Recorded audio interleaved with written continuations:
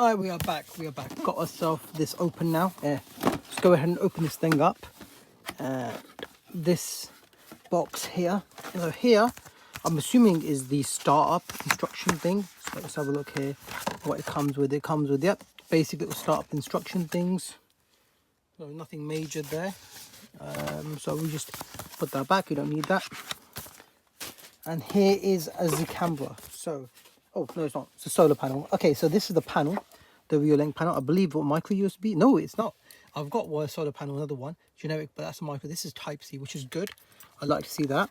And see, everything should be Type C. I'm not sure why some companies still insist on using a micro USB connection, but then I'll probably insulate that. This is the bracket. So this, I'm assuming, where the camera will it plug onto this.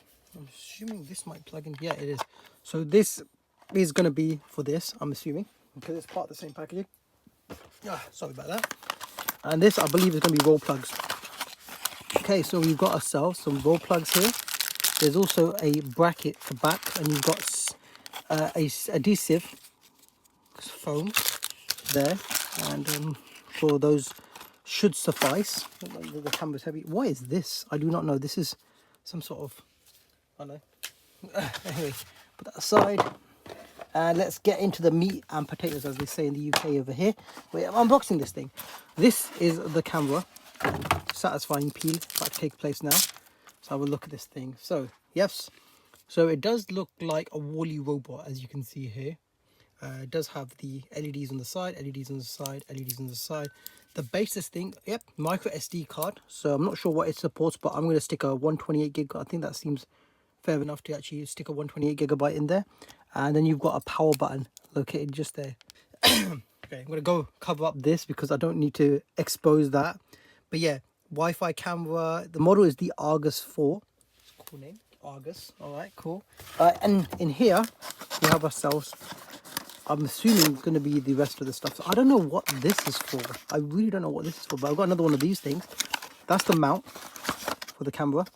And then inside here, we've got ourselves some more roll plugs, a bracket, a Type C cable. I'm assuming underneath there is going to be a plug. I think standard, what, 5 volt, 1 amp sort of thing. Probably here.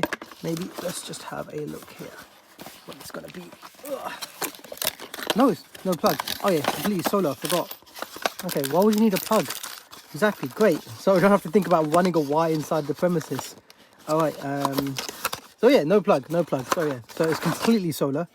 And yeah, that's that. That is the unboxing.